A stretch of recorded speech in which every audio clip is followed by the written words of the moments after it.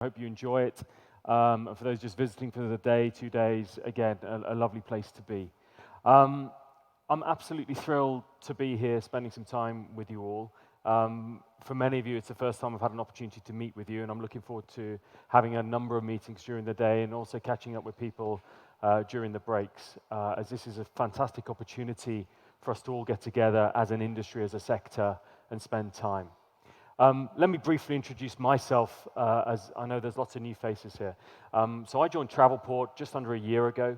I come from a different background to many of you in terms of I'm not a multi-year generational travel person, although I will talk about my travel industry knowledge and experience shortly. I've spent a lot of my career in some of the largest technology companies in the world, helping customers with digital transformations, with how they change and develop their businesses. And I think that's incredibly relevant here in travel and in this sector as we continually see technology influencing how we work with our customers and technology influencing how we move forward, how we develop this industry in this sector. My background with travel started nearly 40 years ago. And I can see some of you are looking at me going, he looks quite good for that sort of age. I started in travel. My mother actually worked in a travel agency in a small town in the UK. And she used to pay me, I can't quite remember how much it was, but I know it wasn't much. She used to pay me sort of about 1p for every 100 travel brochures that I stamped.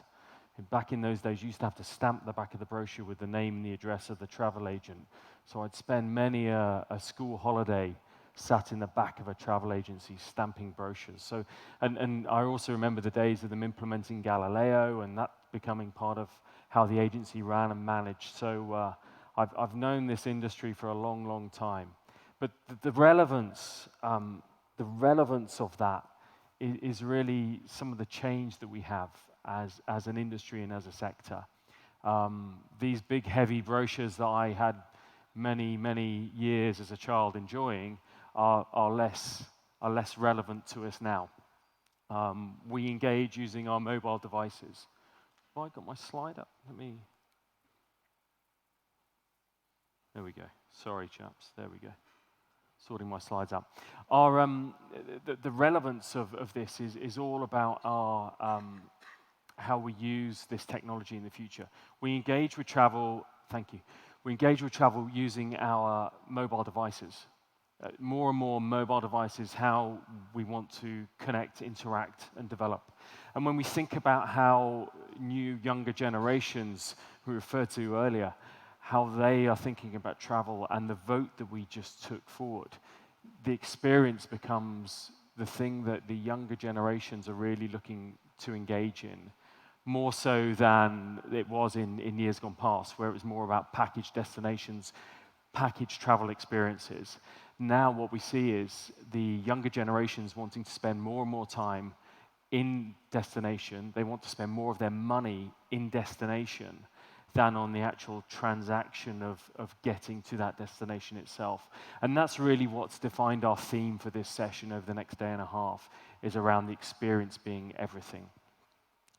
But that experience is really important, and it's also about the personalization of that experience. As travelers, we want it to be personal to us. I want the brands that I interact with to understand me as an individual. I want them to know that I want to sit in the window seat, not the aisle.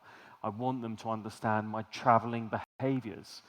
I take the first flight out on a Monday. I don't take the lunchtime flights. So the brands that I work with, they really need to understand me, my behaviors, and create a truly personalized experience for me. That becomes critical to how our customers want to engage with us. So we're going to have and try and lead a discussion and a dialogue through today, through tomorrow, with a number of industry partners, with a number of you who'll come and join us in some panel discussions. And we're going to talk about some of the changes in this industry, talk about the change and the need for the experience, and why it's incredibly relevant to how we take our industry and our sector forward. Let me just talk a little bit about Travelport, if I can, just indulge for a minute.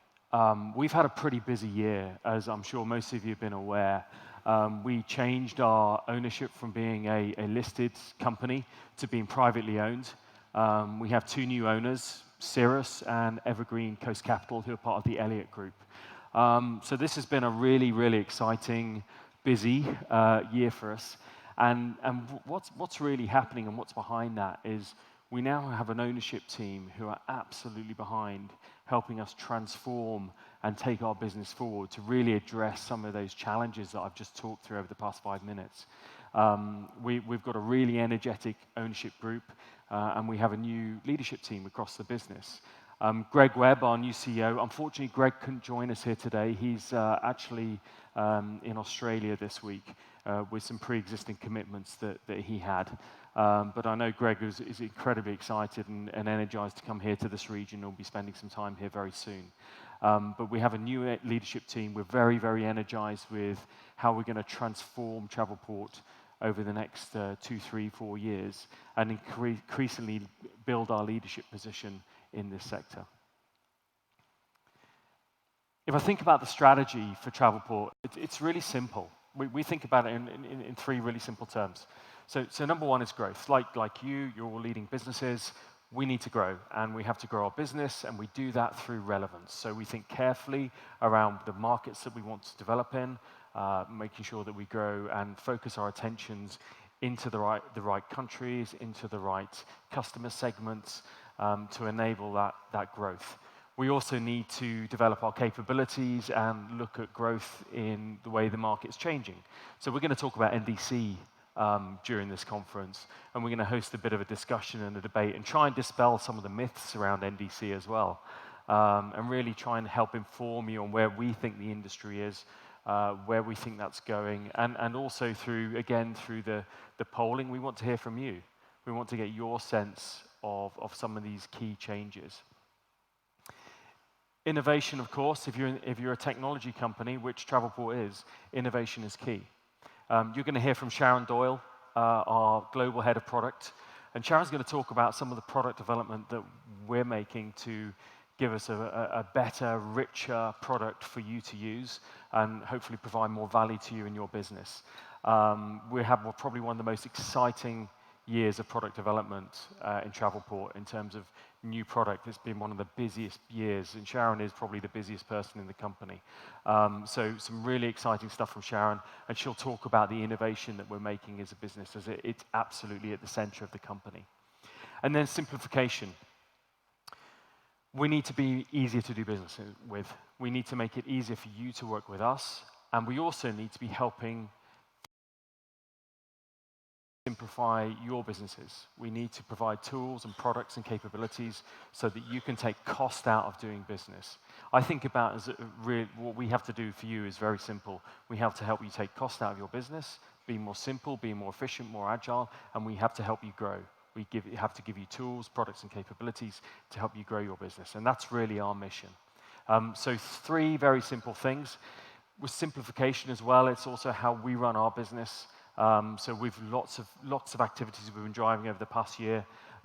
Fiona Shanley has been working very, very hard to implement new customer support capabilities, new customer support tooling to make that interaction that you have with us much more simple.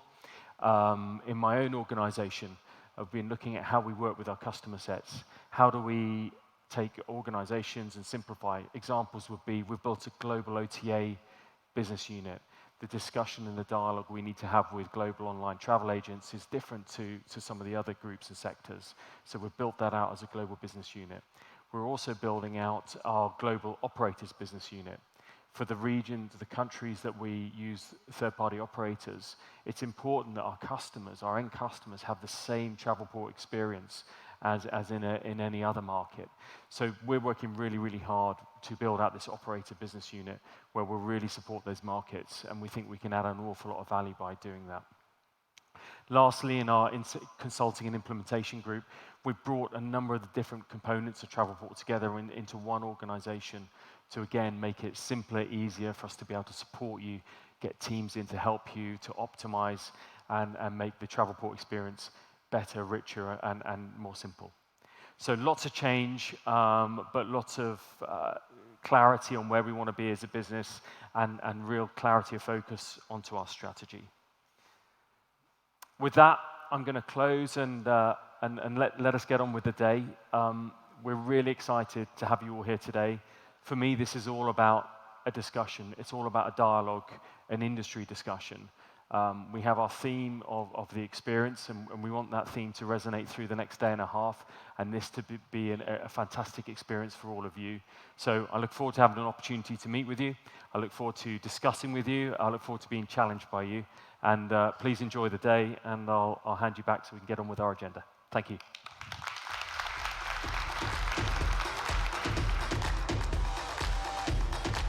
Photograph. You've got to do this, Nick. This is what it's all about. I thought you were going to, this was going to be a Q&A. I was No, getting a bit worried then. Yes, didn't you know? We're doing a whole full Q&A. No, fantastic. No, Nick, in order for us to get this app moving, and I have uploaded the pano, we need to do a selfie together. Okay. If that's okay. Yeah, let's do it. So I'm not as tall as you, so you either have to pick me down up or come down. I think it'd be more elegant if I come down. Yeah, you see chicken, that's the problem. And you know what the trick is? No double chins. Yeah, we need a scaffolding over there. here. Yeah, you go. There you go. All right. Thank you. Super. Thank you. Thank you, Nick. I'm trying. Are you all uploading? That's all I want to know. Are you doing what you got to do? Thank you, Nick. And I think a richer, fuller program we couldn't get with how we have laid out today, but certainly as far as the agencies are concerned. The industry has changed. If you've been in this industry for 30 years, I think the last 5 years have probably been the most significant in your career, and I'm not sure if you would agree with that, but I think we've seen more change, more advancement, more excitement than ever before. And if we're not doing things differently, we're perhaps not going to make it. Ladies and gentlemen, our next speaker possibly doesn't need any introduction because we do all know him extremely well. It's probably the opportunity for me to use one of his phrases and say this would be a good segue into inviting Mark Meehan on stage, who is the head of the Asia Pacific, Middle East, Africa agency sales. He is known also as the thinking woman's Brad Pitt, and I'm delighted that I have the opportunity of inviting him on stage. Mark Meehan, ladies and gentlemen.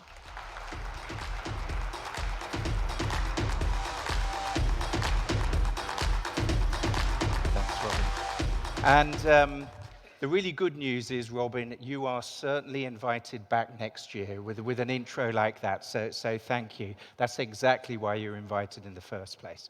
So ladies and gentlemen, a very warm welcome to a very warm Dubai. And a very warm welcome to Travelport Live, Middle East and Africa. Now, as Nick has alluded to, we have a very packed agenda over the next 2 days. But what is humbling for me, and why I'm so energized at looking at the group that is out here, is we have over 200 of the travel industry's leaders here with us today. These are people who have dedicated time to be with us and to work through the theme of the conference. The theme of the conference is about the experience economy and the impact that that experience economy has on our $9 trillion global travel market. Now, just to provide some context and set the scene, it's important to understand that there are two converging trends that are driving the modern experience economy. The first is escalating demand for those memorable and personalized experiences. And the second, the rapid and ever-accelerated advancement in technology. So today, the annual expenditure on experience already outpaces the expenditure on goods and services. And that demand for those experiences transcends generations.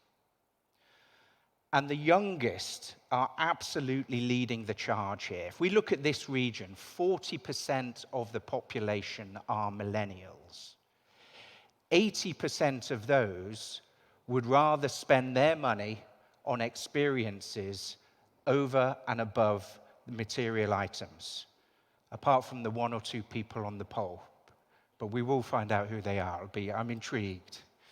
But going back to those millennials, another fantastic statistic for me is that of those millennials, 50% of them, of millennials and Gen Z, would rather sell their own clothes and furniture if that could get them to travel further. Now, I don't know what you think of my wardrobe, but I'm not sure I'm going to get much further than a bus ride to Abu Dhabi. But just think about that mindset. But it's not just any experience that travelers today want. Bucket list experiences, for example, are very high on the list. And why is that? Because there is perceived status and social capital associated with sharing those memorable experiences. Transformative experiences are also high on the list. So what is a transformative experience? Well, this is where there's a personal improvement, be it physical, psychological, or emotional well-being as a result of that experience. So it's these trends, ladies and gentlemen, that are changing travel. And there is no question, it is happening everywhere. I talked about technology as well being a driver, and the advances in technology are an incredibly powerful driver of the experience economy, as they are constantly unlocking new opportunities to deliver memorable and personalized experiences. Today in the Middle East and Africa, there are 174 million people with smartphones. There are 352 million active social media users. And to give you an idea of the trajectory that's on, that's up 10% on prior year. That's another 30 or so million. An absolutely incredible growth trajectory still. Globally, there are countless initiatives embracing artificial intelligence. And it's even been suggested that by 2029, machine learning and artificial intelligence will be indistinguishable from human intelligence. And virtual reality, absolutely huge and growing. In fact, by the end of the year, in the Middle East and North Africa, this is a market that's estimated to be worth something like $6 billion. Companies, organizations, destinations are all embracing virtual reality increasingly to deliver those memorable experiences both locally and internationally.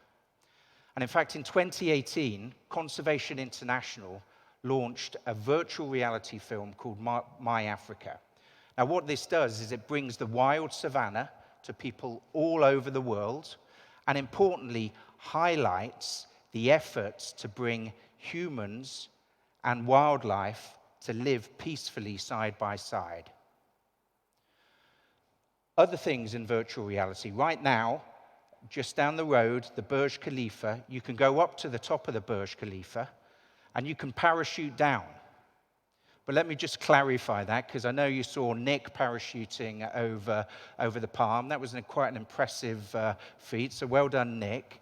But I don't think any of us would want me parachuting down. I don't think it's going to do a lot for tourism, me flying down from the Burj Khalifa. So this is a virtual reality parachuting down, Mission Impossible style. And the Dubai Emirate is also home to the largest virtual reality theme park in the world. There are countless other examples of the modern experience economy in action here. In Kenya, moving on to Africa, M-Pesa, Africa's first mobile money platform, has completely transformed the experience of transacting money and indeed significantly improved financial inclusion. This has significant implications that one can't overlook for the travel industry. Mobile money allows financial services to be extended to those individuals that were previously unbanked, and it's able to do that because it doesn't require significant cost and infrastructure. Today, M-Pesa has 26 million active users, and earlier this year, Travelport were extremely proud to become the first travel commerce platform to integrate M-Pesa transactions into the point of sale. Moving on, Saudi Arabia. This for me is incredibly exciting. Saudi Arabia is also looking to benefit from the experience economy. And it's no coincidence that the CEO of Saudi Entertainment Ventures is in fact a former Disney executive. Earlier this year, he unveiled a $64 billion government investment plan that will fund, amongst other things, massive new family entertainment destinations. And I think whether on social media or just seeing the billboards driving down Sheikh Zayed Road, you've seen the impact of the news about the visas. So the kingdom also recently made tourist visas available for citizens from up to 49 countries. That is going to completely open up access to the incredible country that Saudi Arabia is. We're also now seeing international experience-driven platforms basically cashing in on the experience economy in this region. If we look at Eat With allows travelers to dine with locals in their own homes, in here, for example, in the UAE, in South Africa and Kuwait. Viable and Airbnb experiences are other examples. Both let visitors book local-led experiences, whether that's learning about lemurs in Madagascar or whether that's looking at the marvels that are in Petra from an archaeological perspective. So, ladies and gentlemen, the evidence of the experience economy and the impact it's having on travel and tourism is everywhere. Let's truly embrace it. Now, I'm shortly going to hand over to a gentleman called Jeffrey Weston. He's a partner at Bain and truly an expert on the experience economy.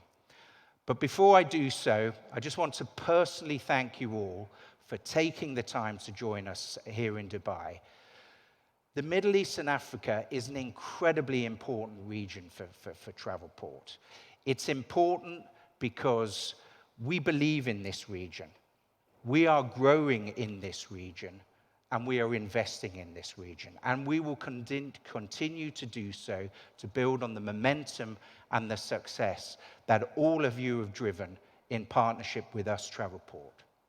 So if we can continue to work together, to learn together, respond to the needs of the region's travelers, we will all continue to grow and reap the many benefits that is the experience economy. Ladies and gentlemen, thank you very much for your time.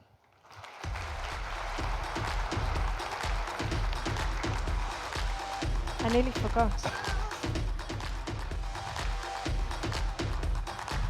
Aren't we meant to do it facing that Oh, way? we can do. Thanks for checking that. I was enjoying the background. Yeah. Is that a good one? That's good, that's good. Up. Next. Natural. Thank you, Mark. Thank you. Can I have the... Yeah, oh, sorry. Thank you. Thank you, Mark. I think a big round of applause for Mark. It's always comforting when Mark stands up, and he's very sage and knowledgeable, and we certainly do value the relationship I know you all have with them. As an African, I know that relationships are built before business is done, and I think that's how we operate as a continent, and those relationships are really very important, so thank you, Mark. Mark introduced Jeffrey to you, and I'm equally as pleased to introduce Mr. Jeffrey Weston, who is going to share with us, and I'm not going to go into all the detail, but certainly as a consultant from Bain, please, Mr. Weston, if you would come to the stage, and a very warm round of applause, please. Thank you very much. Thank you. Where do I click to click here or here? This one. Hello, good afternoon. First, just a quick word of thanks to Sharon and to Mark and to Tapan for inviting me, and to Patricia and Katrina, who finally got this presentation off me at 5 o'clock in the morning. It's nice to be back in the UAE, where I used to live. And my next meeting's in Barcelona, which looks a little bit difficult to get to, so I think I'm going to be stuck here for a couple of days, which is just fabulous news. So I found an advertisement for travel recently, and it said, like a story from classic mythology around the globe in quest of wonders and mysteries. And I thought that was quite nice. And of course, it was from 100 years ago, and it's Thomas Cook celebrating its 50th anniversary with cruises. And it sort of struck me that actually there's a lot of our business that has not really changed that much. You're still sold a package to get on an airplane and then to get on a cruise ship. People don't take the railway quite as much as they used to very long distance.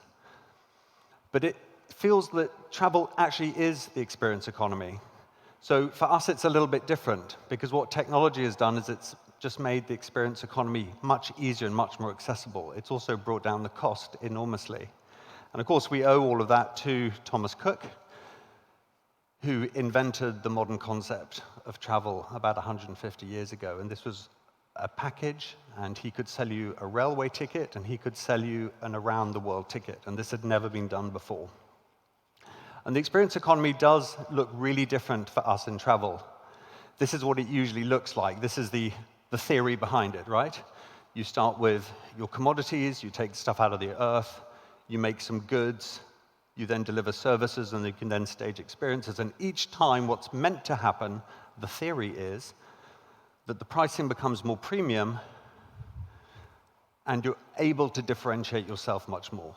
So that's the theory. I just think it's wrong. I don't think it applies to us at all. And I know this because my 15-year-old daughter is totally able to package up her own experience in Europe by herself. I don't think it's very differentiated. At least there's literally nothing that she ever asks me. She doesn't care about the fact that I work in travel. She never comes to me for advice. She thinks she can do it by herself.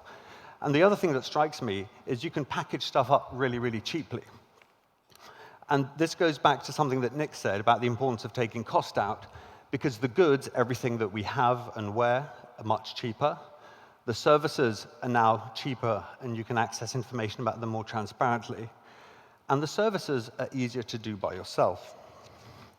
And so what this means is it's becoming commoditized and it's becoming facilitated. And to me, travel is now more like buying a pair of headphones, because you can buy a flight for $10, you can buy earphones for $10, you can also buy a flight for $500, and you can buy a pair of earphones for $500 as well. Travel has become much more of a consumer good. So the challenge is, how can you actually participate in a way that makes sense? So I don't have too many consultant slides. I think I've got about 6 in all, but I will throw some numbers at you. We ran some numbers. We looked at about 1 billion airline fares. We looked at about 1.5 billion hotel fares. And then we cross-checked this. And what we got to, for most of Northern Europe, is this is how the channels split at the moment. So hotels to this side, and airlines to that side. And what you see is that the legacy carriers have about half of their distribution is online direct. The online travel agencies, the more traditional indirect, the offline direct, which is interesting, and then the TMCs. And you can see that for hotels, it's really, really different. And the striking thing for hotels, of course, is the difference here between independents and chains. So for hotels, online travel agents are frankly more important. Yeah. For the airlines, this is the problem they're facing, and this has totally changed. And this is why your relationships with airlines are becoming more complex, let's say. This just shows, depending on whether you're premium or non-premium as a large European airline, and depending which channel you're selling through, whether the ticket you're selling makes money, is neutral, or loses money. So for airlines, it's becoming increasingly important how they're selling, who they're selling to, who they're partnering with. This is very different from 15 years ago. This simply is brand new. And it's not surprising that these two impacts are happening, because airlines are very consolidated, hotels are very fragmented, and what that means is the airlines, in theory, have more influence, but they're being cut by one phenomenon. And I want to talk about this because I think it impacts everything that we do. And it's not a new phenomenon, but I don't think the scale is fully understood. So short-haul, low-cost carrier is the story. And I just want to show you two graphs, which I hope will bring this to light. This is Europe, Middle East, and Africa. The number of seats, how it's changed over the last 15 years. And what you see is the legacy carriers have grown with market. This is market growth. The LCCs have been growing at 12%, and the tour operators have been growing a little bit more than market until Thomas Cook fell away. What I want to show you is the contrast with long haul. This is how big long haul is. The entire long haul in number of seats is not even half of the increase that we've seen in low-cost carriers in the last 15 years. Long haul, of course, it's good to package up, it's good to sell, it's very interesting business. There's no doubt about it being a big business, but it's not been where the change is. And indeed, there's not really been much change. If you look in the UK, the ratio of package to independent traveling, so packages have fallen from about 60 to 40%. But what's interesting about them is they are sometimes slightly counter-cyclical. What we're seeing in Europe, at least, is that the package tour is becoming the thing that guarantees you a fixed cost. And again, this goes back to Nick's point about having to really consider lower cost, because the customer is increasingly becoming worried about the total cost of the package. And so in the past, you took a package because there was no other way of doing it. Now, one of the reasons you take a package could be to make sure that your cost is limited. At the high end, you'll be taking a package because there are some things that you can't do yourself. And this is a question I'll ask at the end about whether this is becoming a bit like supermarkets, which is supermarkets seem to be doing well in the high end and well in the low end, and everything in the middle seems to be eroding. Only you, the agents, fully understand in each market what the right ratio of package to independent is. And that's not something that can be seen from the outside. Okay, so what's actually changed then? So if experience itself is not new to our industry, what has changed? Well, there's the planning world, and we saw some things from Mark about this. There's the purchase and the decision, the payments and the rewards. We heard about M-Pesa. And there's the travel itself. And again, I would argue that interestingly for us, the travel component per se is not really changing. What's absolutely transforming is all of this stuff to the left. And there are many industries where it's actually a bit different, where the actual thing itself has changed. So the advertising budgets are very different. If you look at the budgets of advertising, the airlines seem to spend between 1% and 4% of their revenues in advertising. The hotels are spending more, but of course, nothing can compete with the giant OTAs, who are amongst the top 10. Some things, however, don't change. What doesn't change is the travel agents are still very large. What doesn't change is the TMCs are still very significant. What does change is there's some new types of TMC in the market, and then these elements around the right here. It's not clear how this is going to shake out, right? We're not too sure how the airlines and hotels are going to end up with their marketing. I spend my life talking to airline and hotel execs, and they just don't really know. You know, should they compete with the big OTAs? Should they leverage the OTAs? It's just not known. The impact of NDC is unclear. It seems to be pretty clear 30 or 50 years out, but all short-term forecasts seem to be getting it wrong. It does present an opportunity for airlines to align their costs with the segment value. It creates an opportunity for indirect channels to offer the same granularity of product as on the airline's home website, so that'll be interesting. But also it creates an opportunity for you, for the indirect channels, to be bundling. It's going to make your lives, in theory, easier. Okay? Although it's going to be more, it's not going to be so much about which way the booking comes through. It's going to be about the fact that you can now create things that you couldn't create before. Some things still don't change. This hasn't changed at all. And even though everyone thinks that it did change, in fact, it didn't change because Hayes has bought all the Thomas Cook shops. I've read some really terrible newspaper articles in the last 2 weeks about the fall of Thomas Cook. I've rarely read so much rubbish as I have. The truth is, most physical locations that sell mostly package holidays are going to remain. What I have seen in the airline world, which has been fascinating, is how quickly capacity and how rapidly planning can now absorb and take over. And that wasn't so true before.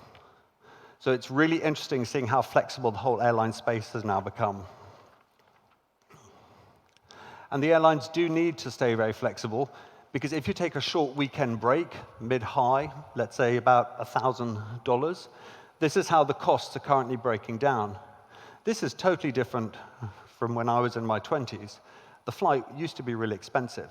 In fact, the flight was where you started. You had to book the flight first. If you didn't have your flight, you wouldn't do anything else. Now it's completely different. My wife doesn't care about the flight. She will go ahead and book something, and then she'll tell me, sort out the flights. And that's quite stressful. You know, there's a hotel I want to go to, there's a particular Airbnb location that I want to go to, fix those airplane things, you know. Then what I sometimes find is I spend just as much money getting to and from the airport than I do on the flight itself. Psychologically, as someone in their 40s, I struggle with that. Maybe younger people find that okay. And then we're spending all kinds of other things, and we're obviously always buying stuff at the airport that I always regret. So this is very different. Okay. So for airlines now, they're very second place.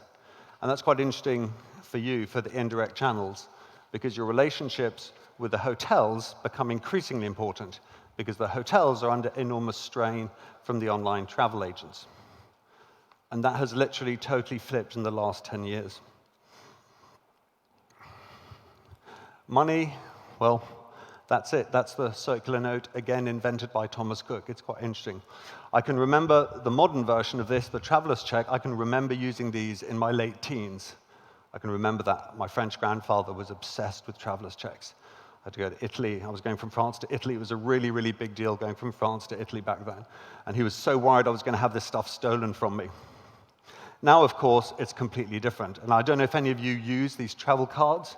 They're extraordinary. You can avoid all the exchange rates. It's very easy. It's just completely different. It's something that travelers used to really worry about. It was something that was a value add. Now it just doesn't really matter at all.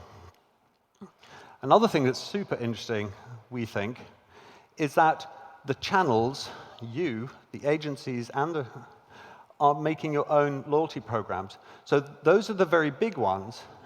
But if you take a small to medium boutique niche player, like Mr. and Mrs. Smith, they also have a subscription, a loyalty program. This, I think, is very interesting. And I think you should increasingly feel comfortable trying to charge your clients for creating things for them. I think we need to move past the world where you don't think that what you do is valuable. Because if the client doesn't want to do it, or sometimes doesn't have the time, then you should step in, and they're quite comfortable paying. And you know, some things really don't change much. The Orient Express hasn't changed at all, really. It doesn't go down to Baghdad. That train ride is no longer available. But you can get down to Istanbul. The Emirates Lounge, well, I think someone got there before them. It's just that we grow old and we forget what there was before. What is new? Well, from my smartphone, there's a bunch of stuff I couldn't really do before, which I can. Okay. I can pretty much manage everything I need on a trip on my smartphone. I just don't need to worry about anything at all. I mean, just nothing. I can get an app to tell me what packing list I need based on where I'm going. Just sorts me out. That's really easy. Wherever I am, I can find an ATM anywhere in the world. The travel guide can be on my screen.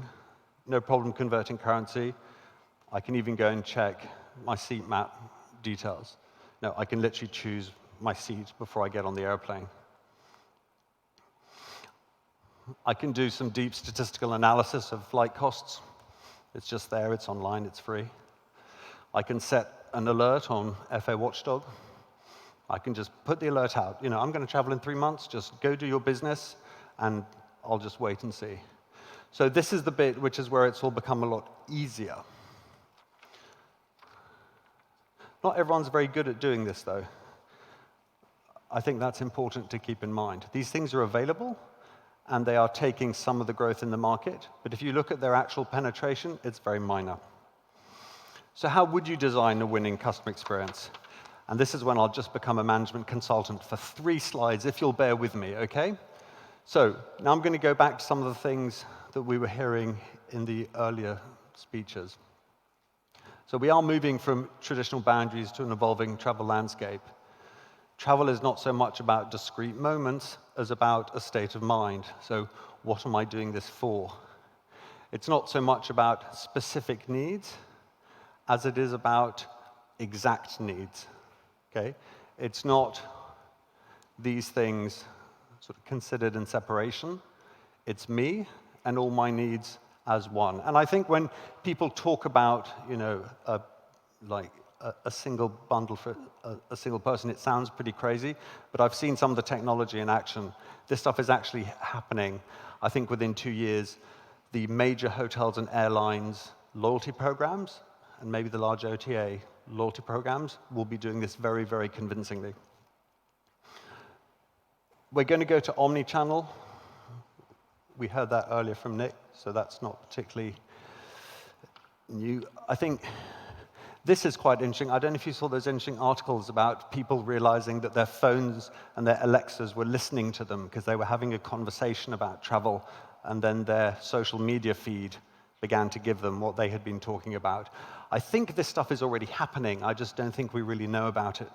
And I'm not sure, again, how I feel about that. I don't know how you feel about that. And it's not going to be so much about you all racing for your market share within your industry. It's going to be you trying to get the share of mind. So it's getting inside your customers' heads in total.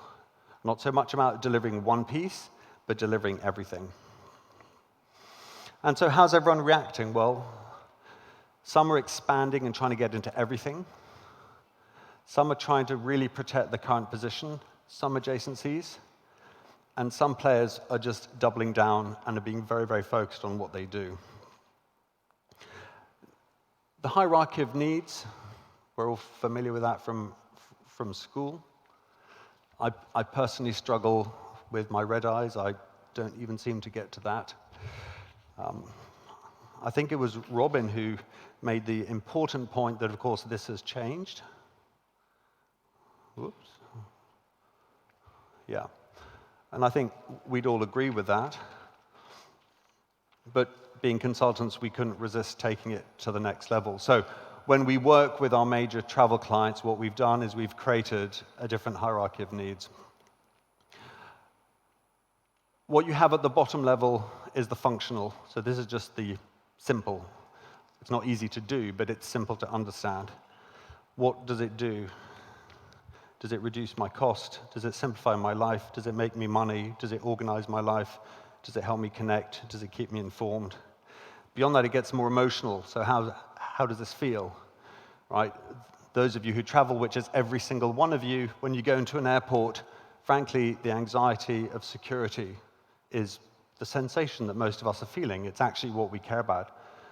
People are willing to pay interesting amounts to reduce security queue anxiety. Above this, we have life-changing elements. This is where the luxury brands kick in. Right? This all starts to get quite different. And it's only a niche set of travel players who will rise up and for whom it will be relevant to be at the top. And then at the very top, we have self-transcendence. And this is quite interesting, given flight shaming. There are some things that are now reversing. So let's just take one example of how we apply this. Well, if you were to look at Expedia, they're quite focused. By the way, this looks very different for all major travel companies. It looks very different for airlines. It looks very different for hotels. And again, between the legacies and the LCCs. And the raw need that they address is bringing the world within reach. And I think this is quite interesting because I'm curious as to whether you're thinking about what the raw need of your customers are. Like the simple thing. If there was just one thing that you were doing for them, what would that be? I'll sum up, and then we might or might not have some questions. So I think there are really two things that all of this is doing. The first one is everything is just lower cost. I mean, some of it's lower cost in nominal terms, right? My flights are cheaper in actual pounds than they were in the late 1980s. Okay, it used to cost me £150 to go to Spain and back. It can cost me £60 to go to Spain and back. And there's been a lot of inflation since then, all right? So it is unbelievably cheaper to fly than it has been for decades. It is quite marked. Okay. There's huge expanded room stock, and actually every major city in the world has gone through its own shock, all right? Every major city has tried to address this in a different way.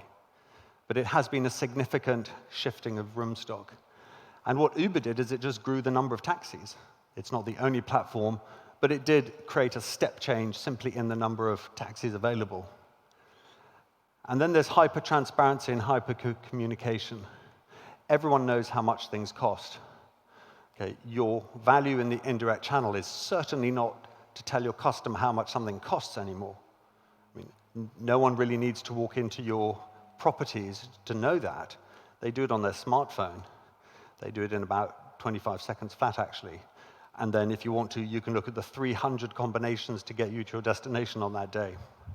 Loyalty miles value, well, this used to drive behavior, but increasingly what we're seeing is people value the loyalty programs for the experiences that they help with.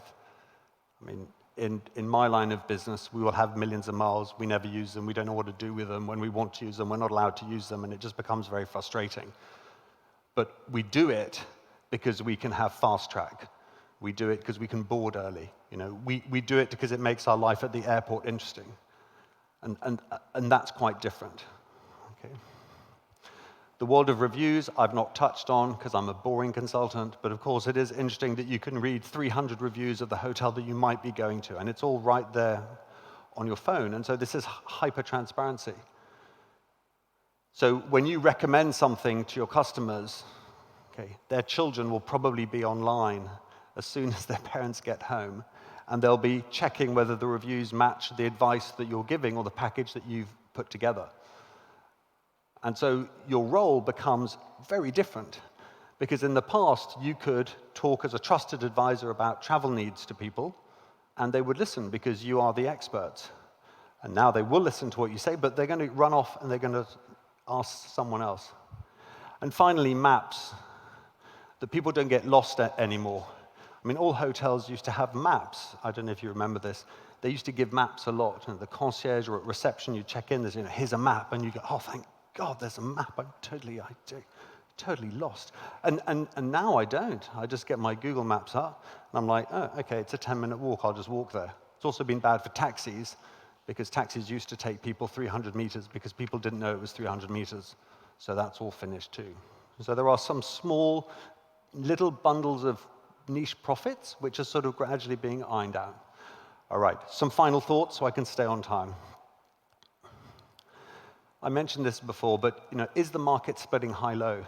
And I think for the indirect channels, this is a really interesting question. You know, do you need to divide your business so that you are able to process high volumes of low-value transactions in a low-cost way, but also cater to the higher-end market where there is significant value that you can add and profits to be had? And I'm curious, I'm sure in all your markets this is playing out differently, but in the more mature and richer markets, what we're seeing is this distinct separation between high-low. And the way that people deal with the low is the ancillarized option. Okay? People are not rational when they book. Okay? Okay. The reason that airlines behave the way they do is because we are not rational. All right? Which is why the best business is to sell sunglasses at the airport, because someone who spent 3 weeks trying to get $5 off their airplane ticket will walk into that airport and buy a $300 pair of sunglasses they do not need. So I think selling sunglasses at airports is just the best business. Okay.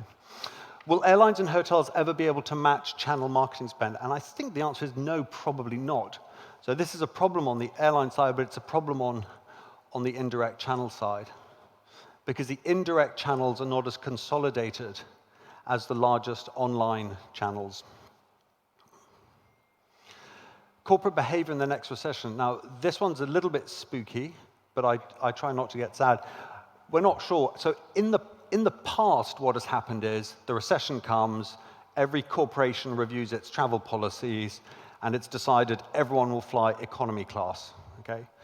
Then the CEO flies economy class and changes his or her mind, and then there's a slight revision to the travel policy where we start playing with premium economy, and then the 8-hour limit becomes 7, becomes 6, becomes 5.5, becomes 5.25, and everyone tries to get there. But what has never happened before, and I'm curious about, is whether channel limitations will come across.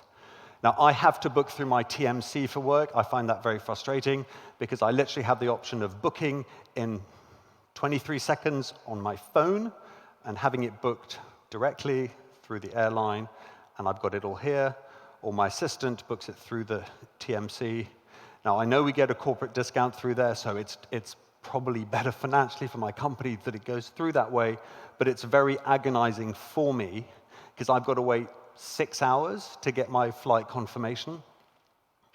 And so as we head towards a European slowdown or recession, I don't know what the polite word in society is these days, I'd suggest that you be very focused on the service to the high end, because I think it may not just be the class of service that moves this time around. Regulatory change. Now, I mentioned that I might not get to Barcelona. There's all kinds of international protests going on, but also in the UK now they're floating the idea of a tax on air miles. It's quite interesting. So really treating air miles as a benefit in kind, really treating it as an asset or as an income for the customer. The impact will not be very big on the kind of global J-class travel. I'm curious about the short-haul Y-class. I don't think we know yet what happens when an air ticket that was very, very cheap at about $50, $60 return, when that goes to 75. It may have no impact. We're not too sure. But if you look at the explosion of LCCs in the Middle East, right? If you look at Fly Dubai, if you look at Air Arabia, and then if you go over to India and you see Indigo and what's happening there, what you're seeing is the arrival of mass tourism travel short haul coming into this region. It's coming in about 15 to 20 years after Europe, but it's coming in about 3 times faster, which is very, very striking. It's absolutely extraordinary how quickly it's coming. And it's coming in the perfect business model. It's actually coming in the kind of ULCC Ryanair way. And finally, how intentional will travel companies become? And this would just be my final thought to you, which is sometimes it's better to just zero base what you're spending your money on, what markets you're focusing on, which clients you're focusing on. We always budget a few points, but it might be that all these changes that we've heard about from Robin, from Nick, from Mark, and that I've been talking about now, that these are shifting the profit pools and the value quite significantly. And so the way to deal with that would be to let go of certain business segments, certain clients that you have, that you might have had for a long while, but all of a sudden they're just not performing how they used to. And there might be new markets and clients and segments where all the action is happening. And it's how intentional you are. It's how willing you are to stop doing stuff and to start doing new stuff, which will probably define the winners and the losers, because you all know what's going on. I don't think anything I've shown you is new or is a secret. The question is, when you put it all together and you wrap a very, very cold towel around your head, do you actually decide to stop doing certain things? I think that's all for now. Robin, what do I do now, apart from take a photo with you? People pay me for photographs of me, Yeah, but I know. it's fine. Thank you very much. And Jeffrey, thank you. Thank you. Certainly lots of food for thought. You're much taller than me, so you might have to do it. Trying to take this from the A crowd little bit of a behind us. background, yeah. Yeah, let's do it like this. Do it rapidly. Thank you. Thank you so much, very everyone. much. Thank you. Thank you.